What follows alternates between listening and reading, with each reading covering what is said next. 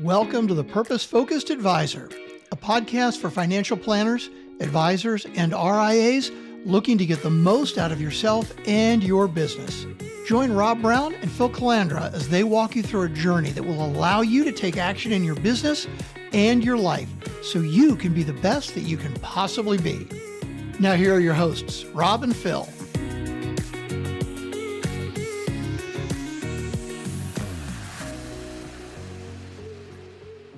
Welcome, everybody, back to another episode of the Purpose Focused Advisor.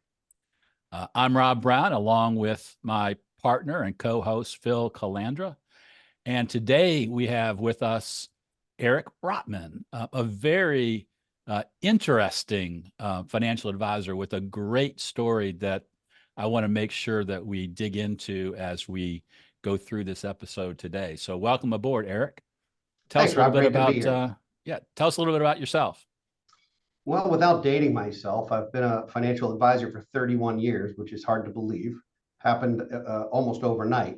But I started a firm 21 years ago in suburban Maryland, outside of Baltimore, BFG Financial Advisors, and we grew from a startup with one full-time and one part-time person to now a shop with 20 employees, 8 financial advisors, and clients in 36 states. So we've built quite a machine here, and we're taking care of hundreds of families all over the country. In my spare time, I also do consulting for financial advisors and started a consulting practice a number of years ago that's been fun, and a media company, so that I'm doing podcasting and writing books and white papers and all of that. I still find time to serve on some nonprofit boards. And of course, I like to be a full-time father and husband as well. So it's a full life, but a great one. Yeah. No, it sounds like a very, very busy but exciting life. And I just love the smile in your voice, because sometimes when you talk to somebody who says, "Hey, I've been at this for 31 years," the voice inflection goes down, like tired, but you sound like you are excited about what you do and the plans that you have for the future. Well, I am. I mean, one of the beauties of being an advisor who's this seasoned / wise, I like those better than old, but the beauty of being an advisor at this stage of my career is that we really, building the right infrastructure, can spend almost all of our time doing the things we love to do. When you have enough people and you have enough systems and you can find people who love doing the things that you don't love doing anymore, it makes every day better. That's so true. That's a great point, Eric. I was going to ask you, but you kind of answered it after 30 plus years. Yeah. How did you get to where you are with the team you have and not burn out prior to that, getting it to where you are now? Well, frankly, Phil, I had periods of burnout along the way. So I think it would be foolhardy for me to say, "Oh yes, this has been a steady stream and a meteoric rise and everything's perfect." I had times of periods of burnout along the way. The first 10 years of my practice, I didn't take a week off. I mean, I was living at the office. I was nights and weekends and working all the time to try and build it. And of course, our young employees, some of whom weren't even born at that time, look at me now and think, "Man, how does he do so well? He doesn't even seem to work full time." And I'm like, "That's correct, but I've already put in those hours, and I've already experienced that burnout." So, some of it is growing a team organically that really has the right attitude and the right aptitude, and who works well together. We've surrounded ourselves here with people who are enthusiastic and ethical and energetic, but also people who have different passions. I mean, we're not all the same, and we've got a very diverse crew. We've got a very young crew compared to a lot of financial advisory firms, and we've built career paths for young advisors that almost don't exist out in the business. So, we've had folks contact us out of the blue and say, "Your firm, you're offering a job that doesn't exist anywhere. So either you're full of it or I gotta meet you." And so that's been kind of neat. I love that. Yeah. And I'd love to dig into that a little bit more, Eric, because that really stood out to me as one who spends a lot of time helping advisors build teams, that you're doing it in a different way. And I think that's something that would be really helpful for our audience who are trying to bring on junior advisors, thinking about succession plans, thinking about having, bigger firms with, maybe multiple offices. You talk a little bit about kind of your, I think you would call it an apprenticeship. Yeah, almost. Yeah. We have an internship program first. And our new hires tend to be, though not exclusively, but a lot of them tend to come right out of college. And when you come right out of school, you have a lot of energy and hopefully you have some grit. But what you don't have is experience or clientele or all the things that a lot of advisors look for. They want somebody seasoned. I know that when I started in the industry, I couldn't get a job at the wirehouses. They wouldn't hire me. I was in my early 20s and they said, you don't know anybody, you don't have a book of business, we don't want to talk to you. And so I did what any logical 21-year-old kid who wanted to start a practice would do. And that was I went to the insurance business because they would hire you if you could fog a mirror, which I could do at the time. So as a result, for me, it was all eat what you kill. And I wanted our young people to come in, learn the business, get their education, their licensure first, of course, and then their education, and be able to work with and take great care of existing clients and not have to sell anything to anyone. They don't have a business development requirement. They don't have a sales component. They're not paid for any kind of transaction or sale or outcome from that standpoint. All of our advisors are salaried. People say, whoa, how in the world do you pull that off? And we use the metrics that are readily available. I mean, Investment News does a full study every year on compensation based on what your role is. We stay in the top quartile for compensation, but it's all salary. And then if there are profits to be shared, we certainly share them with our team. But this is a salaried gig so that clients don't ever feel that moment. And you guys were young advisors at one point in your lives.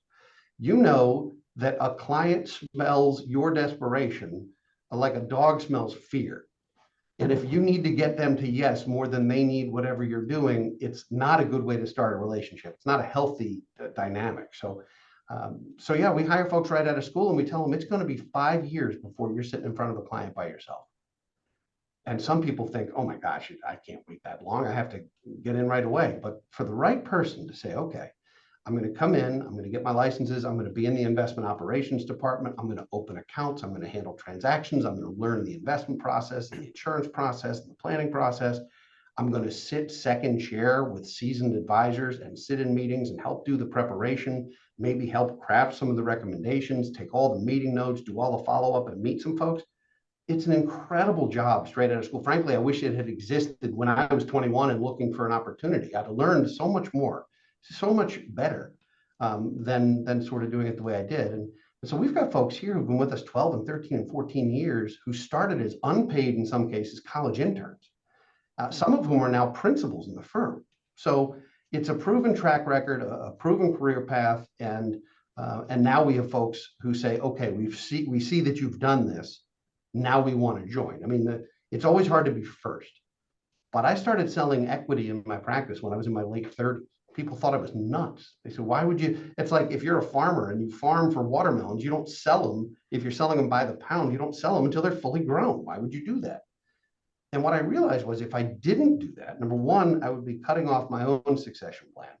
Number two, I'd be losing the best people because the people who really wanted it and to be entrepreneurial and to have skin in the game and really, be in that mindset weren't going to stay if they didn't have the opportunity. So I was going to keep the weakest links and lose the strongest people. That makes no sense. Yeah.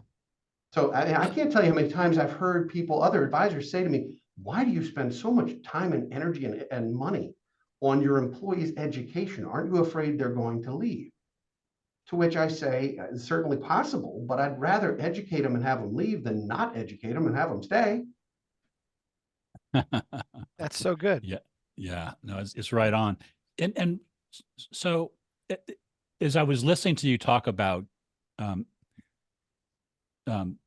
selling equity to these younger advisors, Yep. one of the challenges that I always see is helping that younger advisor understand the value of that equity versus the wanting the high, even higher income now, kind of the, pay me now, don't pay me later sort of thing. How do you create that sense of ownership that really is enticing and doesn't, and they realize it, and not just, Yeah. they're not just thinking about, can you increase my pay or payout or whatever it might be? Well, I think there's about half a dozen ways to answer that. But they all boil down to one thing, which is walk the walk. My salary is not top dollar. My salary is fair for what I do and for the job that I do. And most of my income, frankly, comes from distributions from the organization. And so we represent enough clients who work for various companies for whom their restricted stock or their stock options or their equity are by far and away their most valuable asset. And our young people see that. We've been doing business valuations for 15 years. I can show them how the performance of the company on paper has been in addition to all the other variables. So this is a passive investment, arguably. It's an expensive investment. Equity is never given at our shop. It's always sold, and it's sold at a fair market value. We do finance it if need be. We'll finance it very attractively to try and make it doable. We certainly aren't trying to squeeze out every last penny. We want it to be fair, but we also want it to be possible.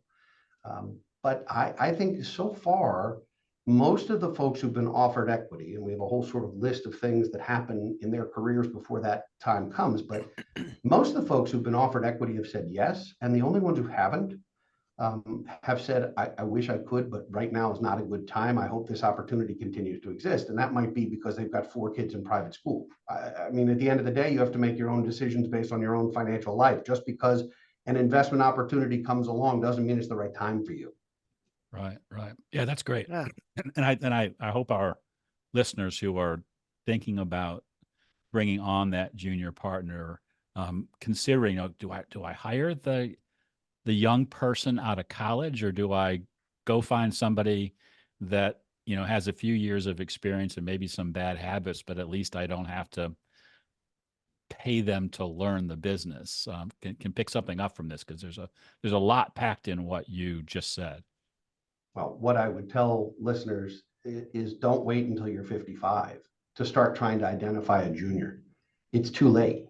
Not that you can't do it then, but you won't be able to monetize it then. No 25-year-old or 30-year-old advisor is going to be able to come in, be 25 or 30 years younger than you, and afford to retire you when you decide you're done.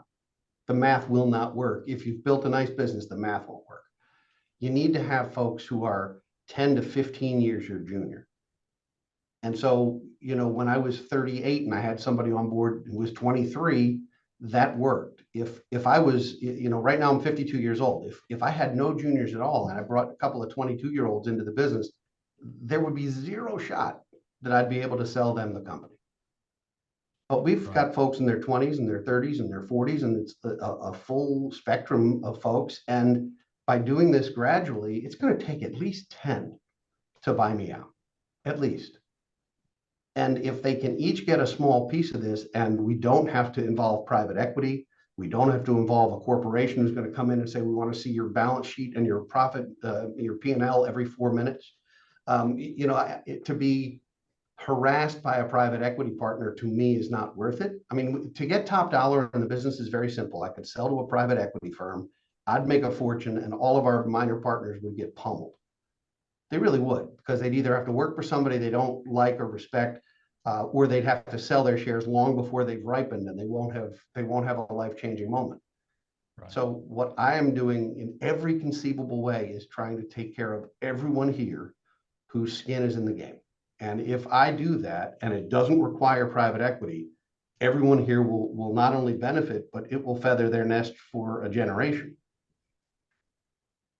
I like that. That's awesome, because I think too many people, because of what's going on in the world today, think that the only answer is private equity, and there's more than one reason for that. But you pointed out a really good one: is starting that succession plan too late forces your hand and makes that internal succession more difficult. I read on one of Michael Kitz's posts recently said that I believe 35% of all financial advisors in the United States plan to retire within 10 years. 35%. And there are not enough young people to come in and take those roles. So there is already a shortage of financial advisors in this country. There's an even bigger shortage of good ones. And that's growing. That is a problem that's growing. It's not like it's not like we're lawyers where everybody and their brother-in-law goes to law school because they're not employable at 22. You know, there's too many lawyers in the world. There's too many lots of things in the world. There are not enough financial advisors in the world. Partly because we don't have a career track, but that's a whole nother show for a whole different day. But what I will say is the opportunity is so amazing to collaborate with other firms in ways that can not only enhance your client experiences and your employee experiences, but also your own life, so that you don't have to die at your desk, so that you don't have to feel like you're working 60 and 70 and 80 hours to keep up with stuff that in often cases is routine and not even exciting to you anymore. It's one thing if you're spending all of your time doing stuff you love, but I know too many advisors who've been doing this a long time who are buried in their own paperwork or their own operational stuff. I don't want to do any of that. And so in order to not spend your time doing that when you're later in your career, you've got to have the building blocks along the way. You've got to plant long before you reap. Yeah, Eric, you bring up a really good point, and I think I'd like to dig into a little bit more. Why a lot of advisors obviously are not thinking about the downriver planning, like you said, 35% going to retire in the next 10 years. Why do you think then the advisor community doesn't choose to collaborate? Why are we not thinking the way so many other business owners that you've worked with, I've worked with over the years? Why are we so myopic in this? And how do we fix that? Well, the advisors who were looking to retire in the next 10 years started in the business in the 70s and 80s, maybe into the 90s, but mostly the 70s and the 80s. And if you remember what this business was like at that point in time, it was very much eat what you kill. It was very transactional and commission based. It was very sales quota based. And the role model we had out there was Michael Douglas as Gordon Gekko. I think the world has changed enough. I mean, financial advising almost didn't exist. You were a stockbroker, or you were an insurance salesman, or you were a banker. And so I think there's still an entire generation, close to half of the financial advisors in this country who started in this business before it was really the financial planning industry, before the CFP was really a thing that anyone knew about. And those are folks who didn't plan for this because it was all about me. It's all about, can I beat the guy or gal in the next cube? And if that's the mindset, that's like having chum in the water and having the shark circle. It's not like that anymore. There's blue ocean. We don't have to fight with each other. There's no way. Imagine the sheer population in this country. Imagine if 1% of the population decided in the next year they wanted financial planning and they all called you, Phil. You've got a problem you cannot handle. It sounds awesome until you realize that there's nothing you could do with it. Like, the abundance is so great that there is absolutely no way you could handle all of it. None of us could. Yeah, that's right. Yeah.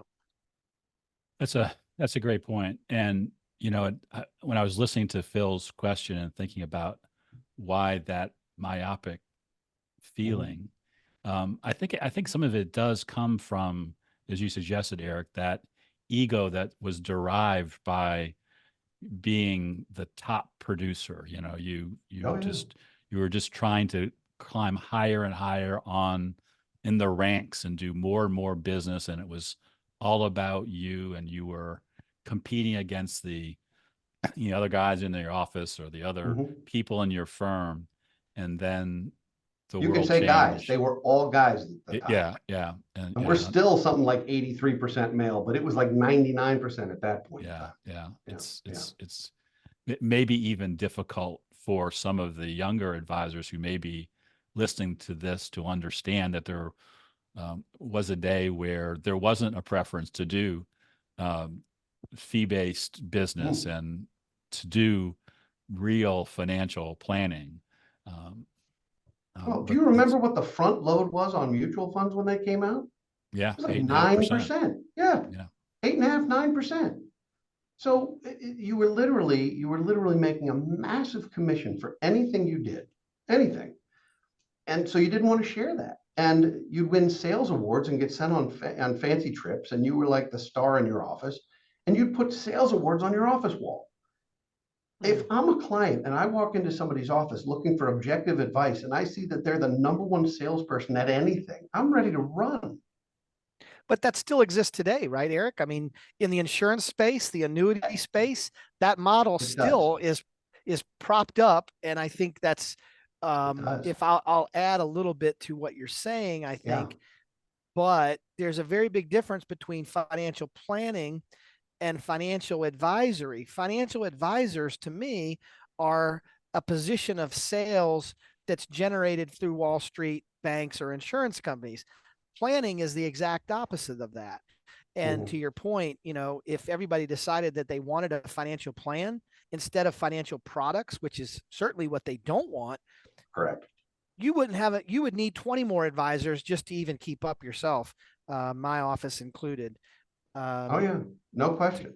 Good perspective. Well, think about our industry. If you want to be an accountant, a tax accountant, you're going to go get an undergraduate degree and you're going to go sit for your CPA and you're going to be credentialed to do a certain work and you're going to start in a firm. If you want to go to law school, you're going to get your undergraduate degree, you're going to go to law school, you're going to pass the bar, you're going to have this thing. You're a financial advisor the day you take a job. Somebody who goes to work for XYZ Mutual Company, I'm not going to mention any names, no need to bash, but whether it's an insurance company or a bank or a trust company or any of these places, if you're a brand new hire and your card says financial advisor, you don't know anything about financial advice necessarily at that moment. All you know is you took a job. Yeah. But it takes no credentialing. Now, to earn a CFP and to earn various types of designations does, but you can call yourself a financial advisor on your first day at work. That's scary as heck for the community. Good point. Yeah, good point. It really can be, and that's where I think not enough of the industry does a good job of making sure they're bringing the right people into those positions, because I think there isn't just one way to get somebody started. And if you're going to bring them in and hire them as a financial advisor, they're going to be a financial advisor out of the gate. I think you can make that work, but you've got to bring the right people in with the right ethics. And then you have to surround them with a team of people that they can go to and get that device or get advice, not device, advice, so that it can be dispelled in a way that really makes sense for the client. Because ultimately, that's what the client's about. And even when we were talking about those 8.5%, 9% front end loaded mutual funds, it wasn't as though we were looking to stick people with like the worst funds at the highest prices. We were representing some of the best money managers in the world. And that load was just the price to pay. And instead of paying your fee every year, you were kind of amortizing that 8% over a lot of years under the understanding that you were going to hang on to that fund for 10 and 20 and 30 years. So it wasn't a scam, but it was definitely a very different way to get paid that could be taken advantage of by the wrong person. Oh, I'm not suggesting that the business model was a scam. I'm suggesting that a lot of times people would then either change advisors or change funds or change something, and they'd have to pay it all over again. Yeah. So, like anything else, all financial products are tools. Tools in and of themselves are neither good nor bad under most circumstances. It's just the right tool or the wrong tool for the job. And you really need the right professional in any job to know which tools to use for which jobs. If you're trying to hang a mirror or build a ship in a bottle, you don't want to do it with a jackhammer. The wrong tool for the job. Yeah, that's absolutely right. Yeah. So I think, Eric, you've done a great job of kind of helping us understand a little bit about your model and your philosophy for building a team, for collaborating, for succession planning. But I want to change gears because you just released the second edition of your book. Yep. And please hold it up. I probably Yes, should have no, gotten a it's a copy shameless plug. before that. Yeah, shameless Shameless plug. plug. Don't retire, graduate.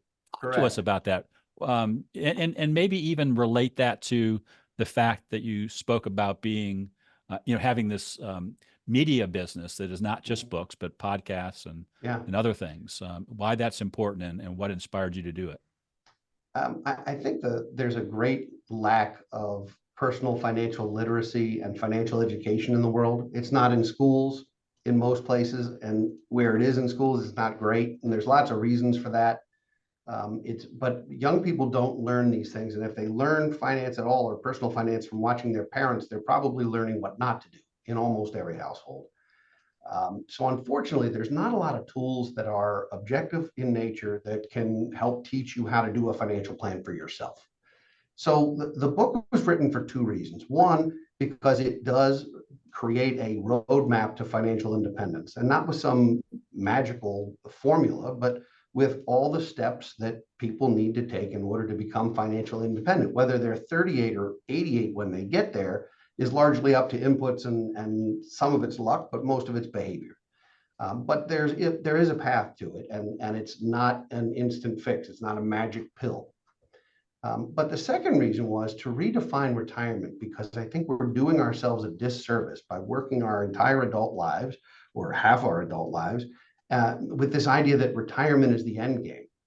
Because if retirement is truly what it's defined to be, it's a disappearing act, it's a retreat, it's a surrender, it's the end. To me, when you think about a graduation, yes, you think about the end of a program. My daughter is graduating from 8th grade soon. That is a major thing at our house at the moment. It is a graduation, but it's also a stepping stone to the next thing, high school. And when she graduates from high school, potentially there's college or grad school or other things, and you graduate from them. And that means, yes, you've completed a program, but you're also going on to something new and exciting. What are you going on to when you retire in the traditional sense? Waiting to die? Sitting around playing shuffleboard and watching daytime TV until everything hurts and you stop getting out of bed? Like, it's misery. So I think the idea of retirement in its traditional sense should be thrown out. It's antiquated. It was set up hundreds of years ago as a way to get extreme senior citizens out of the workplace. And by extreme, I mean people who were 60, which doesn't feel extreme at all anymore, thankfully. But there's so much history around retirement, where it came from. There was retirement discussions in Germany in the 1800s and in the United States in the early 1900s. Fascinating history around it, but all of it was related to this idea that you'd someday not be worthwhile. And if you look at history before that, look at ancient times. Who had the biggest tent? Who did you go to when you had the biggest problems? You went to the elders of the community. And the reason you went to the elders is because they had a better chance of having seen it before. So for the really big stuff, you went to the people who'd seen a lot of stuff. And in this country, we put people out to pasture like they're no longer useful. And so to me, retirement is not the absence of work. Retirement is the absence of needing to work. If you're financially independent, you work if you feel like it, when you feel like it, doing what you feel like. To me, that's already retired, even if you're still very much engaged. Because I look at LinkedIn profiles. It's a perfect example. If you look at LinkedIn profiles and you're scrolling through folks and who do I want to meet and who do I want to talk to? This person's an architect and this person's an engineer and this person's a financial advisor, and this one just says retired. It might as well say deceased. Nobody's going to click that and go, there's somebody I really got to get to know. That person's a whole lot of fun, and man, can they introduce me to people, and wow, this is going to be great. Don't put retired. Put anything else. Put volunteer at the food bank. Put anything else but retired, because retired is the same as being gone. And so, I think retirement is not only the absence of needing to work. I think there's so much more to it qualitatively, and behavioral finance speaks to this, but the quantitative stuff is easy. It's math. I know I just said some things that your audience gets because the financial advisors know math. The public doesn't necessarily know the math. They're a little afraid or daunted by it sometimes, but the math is not hard. You can find somebody or a computer that can do the math. What's hard is asking someone our age, what do you want to be when you grow up? And having them actually think about, holy cow, I haven't been asked that since I was 7. So that's why I wrote the book. I want people to reach financial independence, to know what they're doing, whether they do it themselves or they hire someone to do it, and to have a different vision for what the last 20 or 30 years of their lives could be, and not to have it be the end way prematurely just because you think there's a gold watch and a party. Like you don't just give your 2 weeks notice and then figure out what you want to do. It takes years to figure out what you might want to do in the next chapter of life. It's not like you graduate from college and then say, gosh, I really should think about maybe a career. You're looking for work your junior year. You're doing internships your freshman year. You're figuring out what you want to do long before the day the diploma comes. Why not do the same thing with retirement? Why not figure out what you're going to, if you decide what I want to do is volunteer because I really want to be involved in animal welfare or in food deserts or in whatever it is that you're passionate about. It makes no difference what it is. But you don't just show up on the first day and say, hey, I'm ready. What do I do?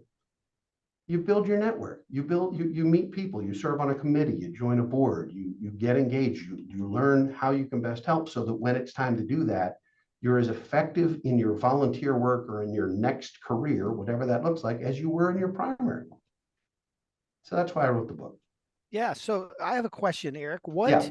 is different in the second edition from the first edition? Because absolutely nothing. A lot I of put a new cover on it. No, I'm only kidding. Okay. I'm only Well, kidding. a lot of people write books, and Yeah. I'm just curious. You had to have had Yeah. some updated figures or feelings Yeah. or behavioral help. So what's Yeah. different? Several things. When I wrote the first book, it came out before COVID was a thing. And so much changed in a short period of time. And what I realized was that the book, while it was meant to be both timely and timeless, was entirely too timely. And so I rewrote it so that I never have to rewrite it again. Because what I realized was certain things were likely to be temporary, either because of legislation or because of limits or because of rules. And I didn't want to have to do this every year to keep it up to date. It's actually harder to edit than it is to write. So I think there are a lot of reasons for it. One was that it was pre-COVID and so much has changed in the world in the last 4 years. One was because when COVID hit, I couldn't do a speaking tour or a book tour, everything shut down. So the book came out at the absolute worst time where there was no publicity around it. I mean, heck, I wasn't really even able to use the Podverse to help me. It was not quite as profound as it is today. So for anyone who read the first one, I don't think you need to read the second one. There's some updates, but I think a lot of people haven't read it, and I'm hoping to be able to use this as a springboard for that. Yeah, I love that. I love actually also like the frankness that you have and telling the people who read they're just the world is full of lots of different kinds of people, but my favorite kinds of people are folks like you who are really happy and genuine about what you do and really wanting to help people, whether it's the advisors who join your team or the advisors you collaborate with, or those who you would rather see graduate and not retire. This is not a sequel. There was no cliffhanger at the end of version 1. This isn't, like the sequel. I think it's better than the first edition because I don't think it's going to require nearly as much thought around, does this still exist? If we have some radical changes to tax law and other things, maybe, but I'm hopeful that this will last for half a decade or more and still be useful and timely. Yeah, well, that's great. I think it will. I hope so. So, I mean, a lot of this is qualitative. A lot of it's not math. A lot of this doesn't change just because of your IRA limit. I mean, that to me is not, you can look those up. It's more the philosophy, I think, that matters, and the behavior and the good habits that you create that matter much more than, what is the federal limit for annual gift exclusions? We need to know that as advisors. Clients don't need to know that. They need to know that it exists and who to ask or where to find it online. But the current numbers, I did my CFP in 1998. Do you think there's anything on that exam that is functionally useful to me now? Very little. I assure you there's not. No, very little. So, so I realized that the credentialing happened, and that's why there's continuing education and there's other things. But it's more important to know where to find the answer than it is to recall the answer off the top of your head.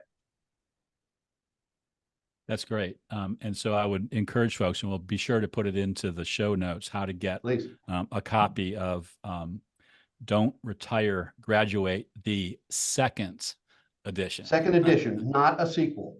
That's Okay. right. Well, I think it's about time to land the plane, Eric. It's been a great conversation. I know that I could ask you dozens of more questions, but I think time is of the essence at this point. But before we close it out, I'd just like to give you an opportunity to do two things. One, is there a piece of advice that you'd like to give the audience? And as you know, they're mostly financial advisors who are having success in their careers and are really thinking about what you thought about, the purpose behind what they do. Any last piece of advice there? And then also, if somebody wants to meet you, get to know you, what's the best way to do that besides picking up a copy of your book? I appreciate that. The piece of advice I would have is to figure out how you want your team and your firm to develop. It's fine to have a practice and to have a lifestyle practice if that's what you want. But if you're looking to build infrastructure and you're looking to build a team, there's really only three ways I know of to do it. One is to build it from scratch and decide you're going to create it yourself. One is to buy one. You can always buy a firm and program yourself into it. And the third is to join one. Either buy it, build it, or join it. And if you're going to go that route and you choose to join it or you choose to buy it, understanding the culture implications and some of the nuance behind that. It's not just the numbers, it's not just the economy of scale, it's the people, and it's the systems, and it's the philosophy, and it's the culture, and there's a lot more to it. We've successfully added multiple advisors to our firm from other firms, one of whom was in her 40s and is an integral part of our team now. In fact, she's going to be my successor, which I'm super excited about. The other is now in her 60s, and we had a 5-year period to help integrate those clients and to retire her, and successfully did that. So for advisors looking to do that, collaborate with folks in your industry, but also in your community. I'm happy to help consult on that. So the second part of your question is, how to reach me. If you go to brotmanconsultinggroup.com, you'll find all of the services we provide for advisors. We do consulting across the country for a number of advisory firms, which we love to do.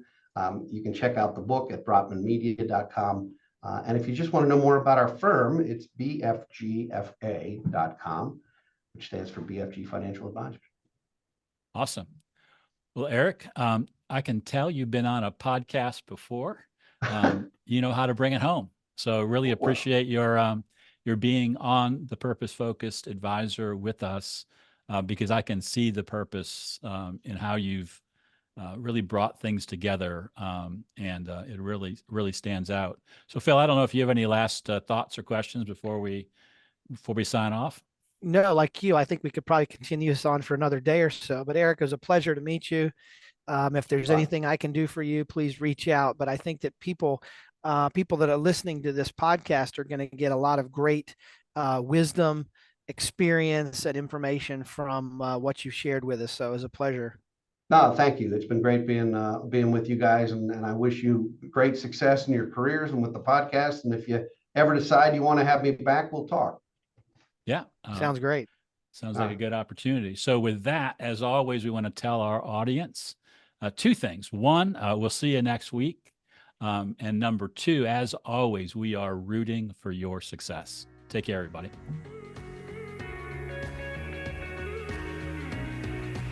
Thanks for joining us for this episode of the Purpose Focused Advisor. If you want to learn more, head over to our website, truestfancoaching.com. There you'll learn all about becoming a purpose-focused advisor. You'll also find today's show notes and links to the other gifts and resources we talked about during the episode. Again, thanks for listening, and remember, we're rooting for your success.